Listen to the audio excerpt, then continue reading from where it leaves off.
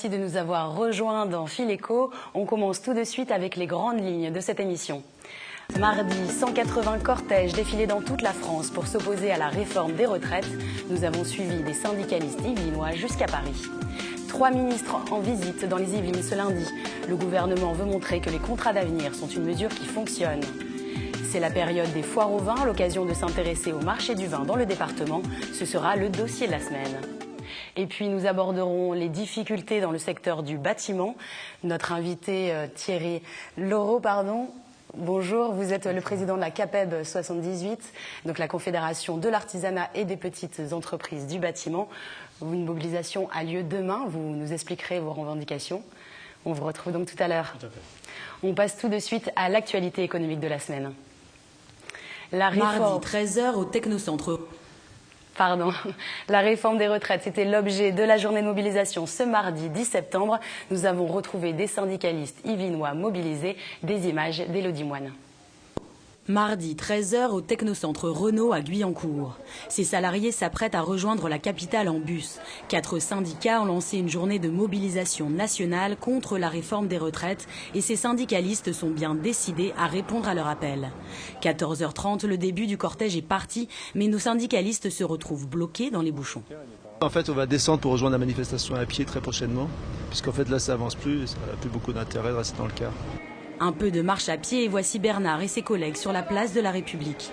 La fin du cortège est bien loin de quitter les lieux. Chacun se fraye un chemin jusqu'à son syndicat, mais peu importe leur couleur, les revendications sont les mêmes, le refus de l'allongement de la durée de cotisation et le financement choisi. Aujourd'hui, quand on nous dit on va laisser la retraite à 60 ans, on ne touche qu'au nombre d'annuités, c'est de la fumisterie. Finalement, ils proposent d'augmenter les cotisations pour les salariés, mais en bloquant les cotisations pour le patronat. Donc c'est des nouveaux cadeaux qui sont offerts au patronat. Dans le cortège, on retrouve d'autres Yvelinois. Avec cette manifestation, ils espèrent faire pression sur le gouvernement et la majorité avant le débat parlementaire prévu début octobre.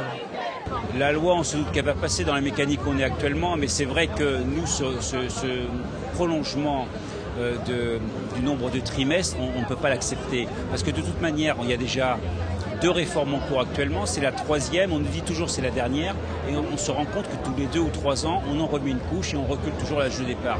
Moi je vais vous dire, bientôt il n'y aura plus de problème de retraite, il n'y aura plus de retraités si on continue comme ça. Les manifestants réclament notamment que cette réforme soit financée par un impôt sur les revenus du capital. En France, on comptabilisait de 360 à 500 000 personnes mobilisées. Et la mobilisation a également un peu perturbé les transports et l'accueil dans les écoles. Le gouvernement a lancé ce jeudi 34 plans de reconquête industrielle. 3,5 milliards d'euros devraient être investis pour renforcer les innovations françaises et sauver ou créer 480 000 emplois. Parmi les secteurs concernés, les transports. Dans les Yvelines, département aéronautique et automobile, nous suivrons cela de près. Le gouvernement envisage de soutenir les véhicules à pilotage automatique, le développement de bornes électriques ou encore les avions électriques. À noter, pour le moment, les ventes de véhicules électriques sont en baisse, 403 véhicules en août contre 1350 en mars. 3 ministres se sont rendus dans les Yvelines lundi. L'objet de leur visite, la signature d'une convention de 1500 emplois d'avenir avec la FEAP, une fédération spécialisée dans les centres de soins à but non lucratif. Des images de Jonathan Villeman. 1500 emplois d'avenir d'ici fin 2014. C'est ce que promet la FEAP, la fédération regroupant les organismes sociaux médico-privés à but non lucratif. Pour marquer cet engagement, 3 ministres se sont rendus à La Verrière, dans une unité de soins gériatriques. Ici, 6 jeunes ont été recrutés comme brancardiers. Après une visite des lieux, les ministres se sont entretenus avec eux. Beaucoup ont enchaîné des petits boulots avant de s'engager dans le milieu médical. Avec ces contrats d'avenir, ils obtiennent un CDD de 30 mois et une formation. Ça change que j'ai un avenir plus sûr, vous voyez ce que je veux dire. Bon, c'est pas n'importe quel contrat, c'est bien ça pour les jeunes. L'État s'engage de son côté à financer une partie des salaires à hauteur de 75% du SMIC, ainsi que la formation. Pour la FEAP, ces aides facilitent grandement le recrutement. En tous les cas, c'est une incitation extrêmement forte et qui fait qu'on ne peut pas passer à côté. Mais je ne sais pas répondre à la question de savoir si on aurait probablement employé moins. C'est tout à fait clair. L'objectif reste cependant de reconduire ces nouvelles recrues une fois formées en CDI.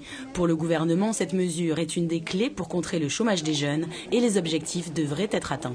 Dans les Yvelines, on est sur des chiffres, on est évidemment plusieurs centaines, on doit être autour de 700 emplois d'avenir. En France, on doit être on approche les 50 000 emplois d'avenir, c'est-à-dire qu'on est à mi-course. Le gouvernement espère atteindre les 100 000 embauches en France d'ici la fin de l'année. Sur le territoire de Saint-Quentin en Yvelines, de bonnes nouvelles pour la rentrée. Tout d'abord, 1000 emplois supplémentaires avec l'arrivée du nouveau siège de Mercedes France à Montigny-le-Bretonneux. Mercedes qui a donc quitté Rocancourt, le chantier touche à sa fin. La pose de la fameuse étoile, emblème de la marque, est fixée à la fin novembre et la livraison du bâtiment pour le mois de décembre. Toujours des emplois supplémentaires, cette fois du côté du Crédit Agricole. Une extension est prévue pour accueillir 1000 salariés de plus. La pose de la première pierre à Guyancourt, qui lancera le chantier, est fixée au 22 octobre. À noter également, un nouveau magasin Leader Price a ouvert ses portes à Guyancourt le 4 septembre. Il sera doté d'un drive, ce qui est assez rare pour un magasin de ce type. Les travaux devraient se terminer la semaine prochaine. Ces bonnes nouvelles ne font pas oublier deux dossiers sociaux du moment. La cession d'Euriware, le centre informatique d'Areva à Guyancourt. Les syndicats sont très mobilisés sur la question et notamment la restructuration du groupe EADS implanté notamment à la Clé Saint-Pierre à Elancourt. Enfin, à Houdan, un boulanger connaît une notoriété fulgurante. Il participe cette semaine à l'émission La meilleure boulangerie de France. Nous sommes allés le rencontrer, un sujet réalisé avec Patrick Jacques de Dixmude. Il est 8 heures. Jean-Luc est au fourneau depuis maintenant plus de 4 heures. Des horaires difficiles, mais ce travail le passionne depuis maintenant 30 ans. Sa boulangerie est située à Houdan, mais la renommée de Jean-Luc a largement dépassé les frontières de sa ville depuis le début de semaine. Lundi, on a pu le découvrir dans l'émission La meilleure boulangerie de France sur M6. Inscrit par des clients, il fait partie des 84 boulangers sélectionnés dans l'Hexagone. Je me suis retrouvé dans la sélection. Au début, j'y croyais pas trop, je me demandais ce qui se passait. Je pensais qu'il y avait plusieurs boulangers de ma ville. Et on m'a dit non, vous êtes le seul des Yvelines, donc waouh, la grosse pression. Parmi les épreuves, il a dû préparer des spécialités de la maison. Je vous présente la Nougatoum, c'est une brioche que j'ai fait pour l'émission. Donc c'est une brioche au nougat, avec des brisures de nougat, de l'abricot sec, moelleux pardon, et des noisettes torréfiées. Une brioche qu'il a créée lui-même. Face à deux autres boulangers, il a su convaincre le jury. Prochaine étape, la finale Île-de-France diffusée ce vendredi à 17h35. Pour le moment, il savoure sa nouvelle notoriété. Des clients affluent de Paris ou encore de Chartres. Pour Jean-Luc, c'est aussi le moyen de créer de nouvelles vocations. Ça va faire découvrir notre métier parce qu'il a été beaucoup délaissé il y a une époque par les jeunes parce que c'est un métier difficile, il faut travailler le week-end, il faut travailler la nuit et tout, mais en même temps c'est un beau métier, quoi. Moi quand je me lève le matin, je suis heureux de travailler, quoi. Jean-Luc cherche d'ailleurs à grossir son équipe, l'appel est lancé. Victoire ou non lors de la finale, cet artisan continuera à réaliser ses gestes quotidiens avec plaisir. On passe les bacs à 6 kg et après la machine les divise pour faire une répartition des poids. Quand j'arrive du premier coup, je me sens surhumain. Un surhomme peut-être pas, mais un passionné, oui. Le secteur du bâtiment se mobilise. Des manifestations auront lieu demain dans le département et dans toute la France. Et c'est l'objet de l'entretien de la semaine.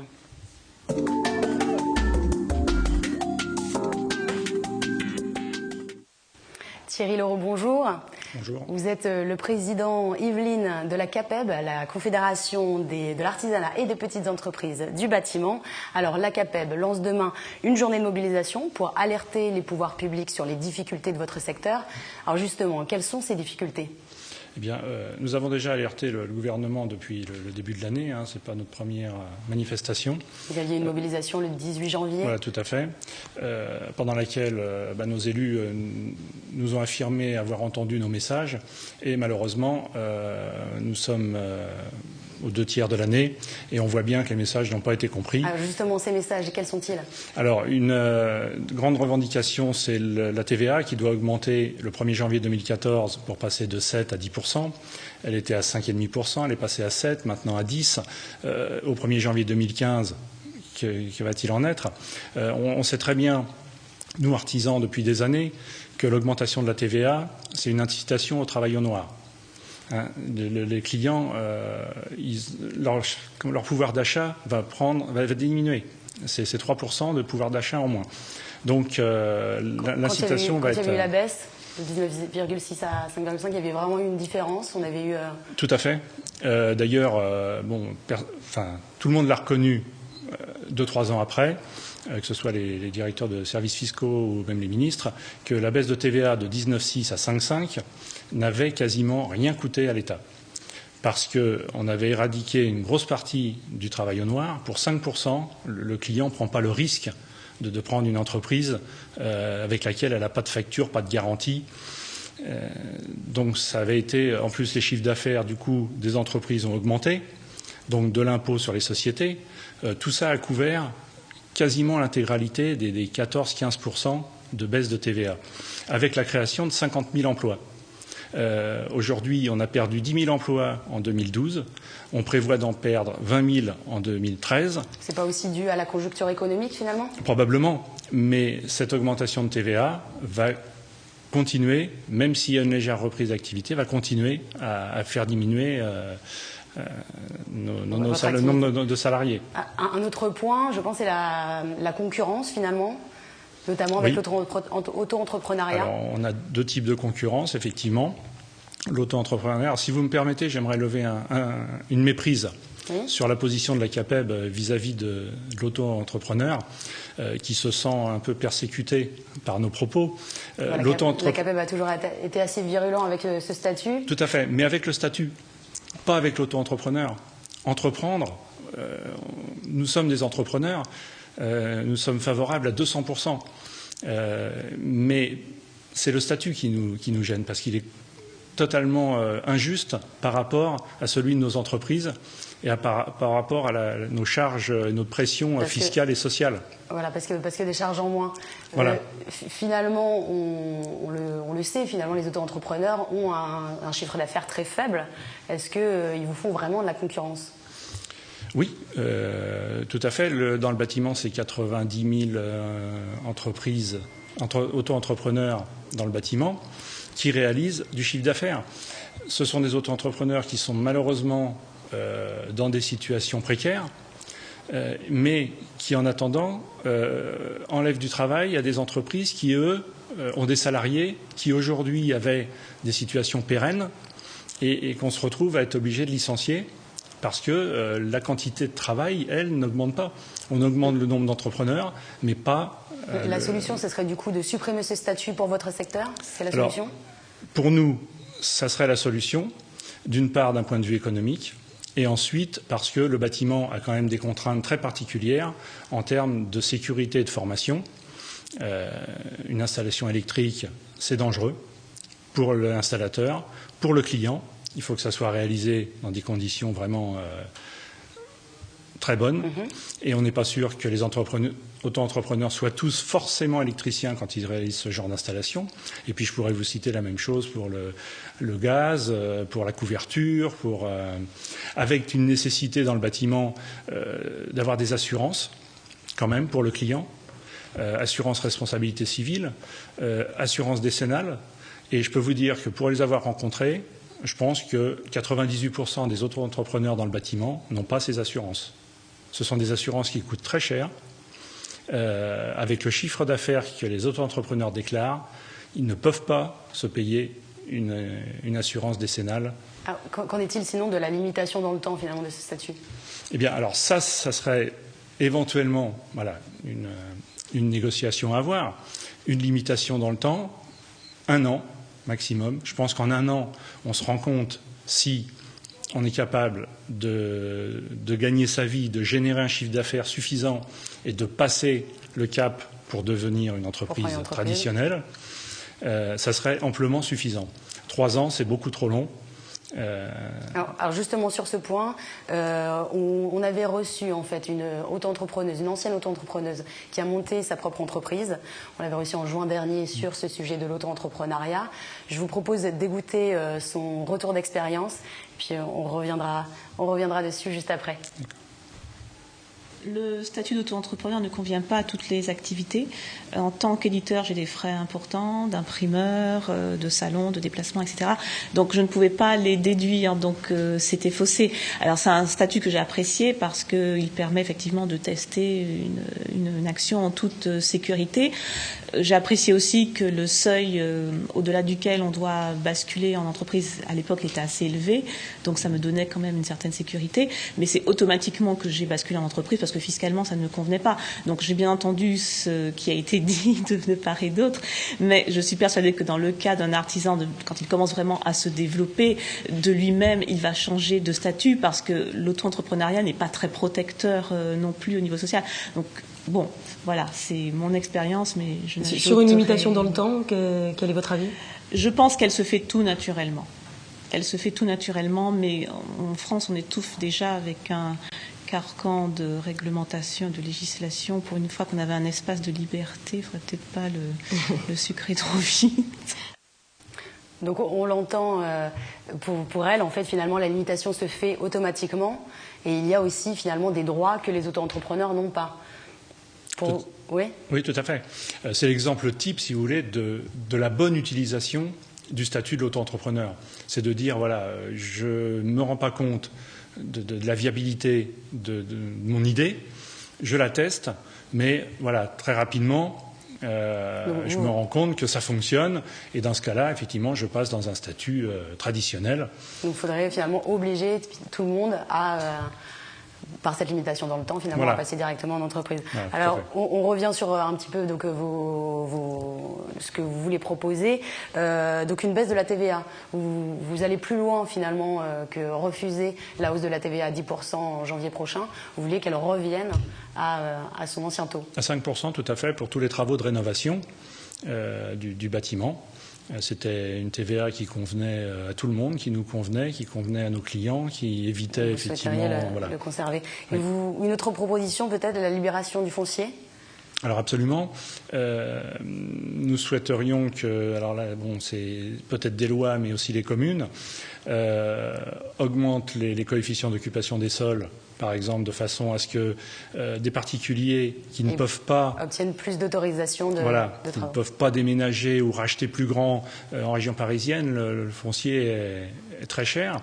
De pouvoir éventuellement de faire des agrandissements. Je suis désolée, je vous coupe. On arrive à la fin de cet entretien. Juste un mot sur la mobilisation de demain. Je crois qu'il y a des ralentissements qui vont être prévus sur les routes, notamment sur la N10 et la 13. Tout à fait. Nous partirons d'Orgeval vers Versailles par la 13 et de Coignières à Versailles, pareil, par la Nationale 10 à petite vitesse. Et puis vous retrouverez du coup le préfet pour un entretien avec lui et lui faire part de vos revendications. Tout à fait. Eh bien, je vous remercie beaucoup d'être venu sur ce plateau avec nous. Merci à vous. On passe maintenant au magazine de la semaine.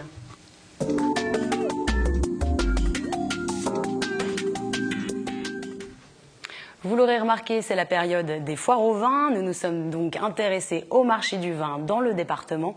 Je vous propose de regarder ce magazine réalisé avec Élodie Moine et Patrick Jacques de Dixmude. En septembre, les foires au vin fleurissent en France, l'occasion de s'intéresser au marché du vin. Nous allons rencontrer des vendeurs, mais aussi un producteur yvelinois au sein d'une association. Et pour commencer, direction la Vignerie, un espace de vente situé à Rambouillet.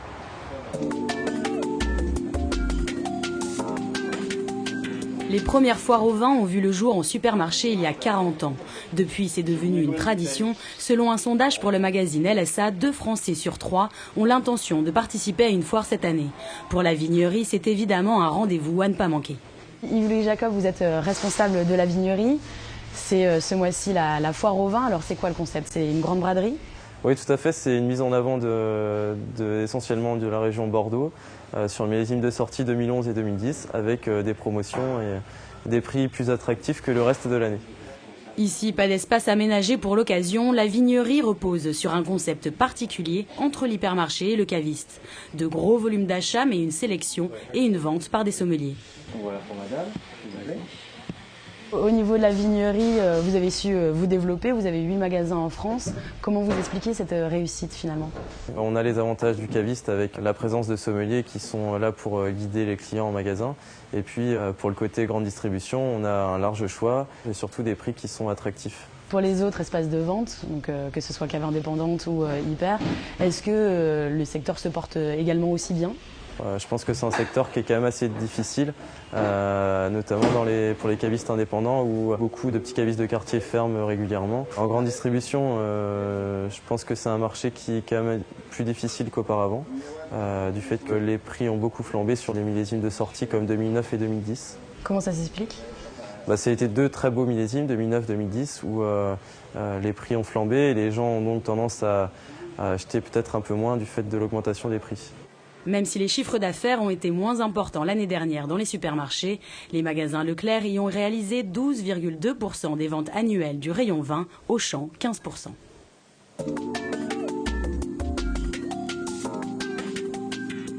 Il y a encore quelques années, les foires au vin étaient strictement réservées à cette grande distribution, mais les choses ont changé. Nous sommes ici à la cave à vin chez Jean-Marc Carboni.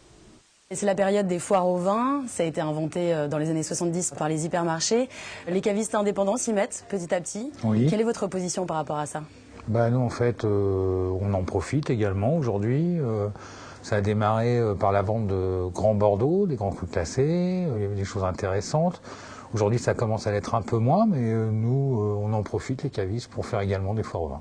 Vous pensez que c'est finalement une bonne chose, ça permet d'apporter une plus grande clientèle, ou ça profite principalement aux hyper et supermarchés? Oui, ça profite plus aux hypermarchés, bien sûr, mais nous, les gens sont curieux, ils viennent chez nous quand même, viennent chez les cavistes pour voir ce qui se passe. Ouais. Alors, ce qu'on dit en général, c'est que les Français cherchent un peu plus la qualité dans le vin. Est-ce qu'ils viennent donc du coup plus chez les cavistes indépendants aujourd'hui, de nos jours? Est-ce que vous ressentez en fait une plus grosse clientèle? Écoutez, j'ai envie de dire, il y a deux clientèles. Les hyper ont leur clientèle, les cavistes indépendants ont leur clientèle. Mais c'est vrai qu'on commence à avoir de plus en plus de gens qui viennent quand même chez les cavistes pour trouver d'autres produits, chez les cavistes indépendants notamment, et surtout au moment des fêtes. C'est-à-dire, si on a une occasion particulière ou au moment de Noël, on a envie plus de se faire plaisir. Les gens qui ont l'habitude toute l'année d'aller en grande surface, parce que c'est plus facile aussi, on fait ses courses, on achète une bouteille. Mais au moment de Noël, on a vraiment envie de se faire plaisir et là, on vient chez les cavistes. Alors, comment vous vous différenciez par rapport aux grosses structures? Vous proposez des vins complètement différents Oui, sans problème, oui, bien sûr. Je travaille pas avec les mêmes vignerons. Les cavistes indépendants qui aiment leur métier, qui sont passionnés, ne travaillent pas avec les mêmes vignerons que l'on trouve en grande surface, ça c'est évident. L'appellation ne fait pas tout. Voilà, dans l'appellation, il y a plusieurs catégories de vignerons et donc on ne travaille pas forcément avec les mêmes, heureusement. Certains avancent qu'il y a trop d'offres sur le marché et que ça plombe un petit peu finalement le secteur du vin. Aujourd'hui complètement, je trouve qu'il y a beaucoup trop d'offres. Quand on regarde les catalogues, c'est hallucinant tout ce qu'on peut voir, des Saint-Émilion, on ne sait pas d'où ils sortent, des prix des Saint-Émilion à 5 € la bouteille, ça me choque un peu quand même. Ouais. C'est dû à quoi finalement? En fait, je pense qu'il y a la crise en partie un peu responsable aussi. Et certains vignerons connaissent la crise. Donc ils baissent leur prix? Ils baissent leur prix, bien sûr. Oui. La plupart des clients sont encore, surtout le français, encore un peu snob et il aime bien avoir une belle étiquette sur sa table. Moi, je travaille avec des vignerons qui se mettent au service de leur terroir. Il y a un coût, c'est un travail toute l'année dans la vigne, un travail de viticulture très pointu.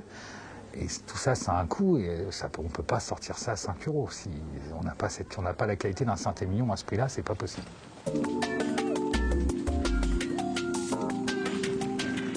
Au XIXe siècle, l'Île-de-France était la première région productrice de vin.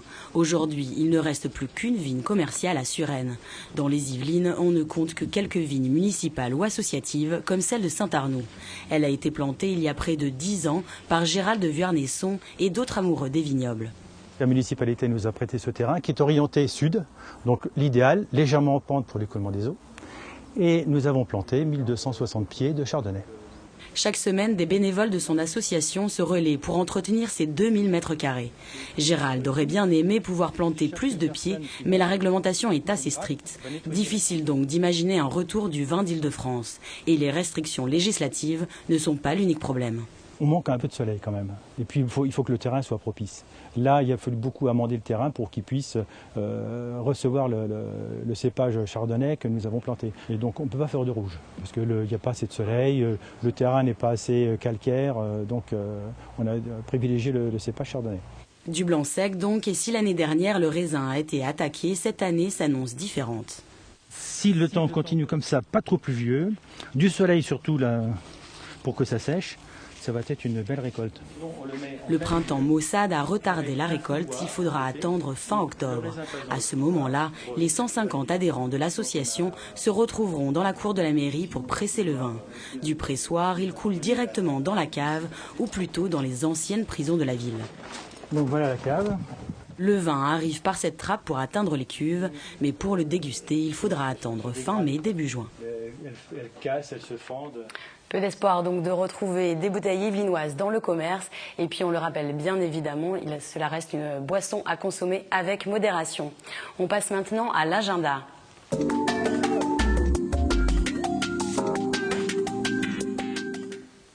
Deux dates à retenir, les 17 et 18 septembre. Des job dating sont organisés à l'espace Philippe Noiret au Clé-sous-Bois.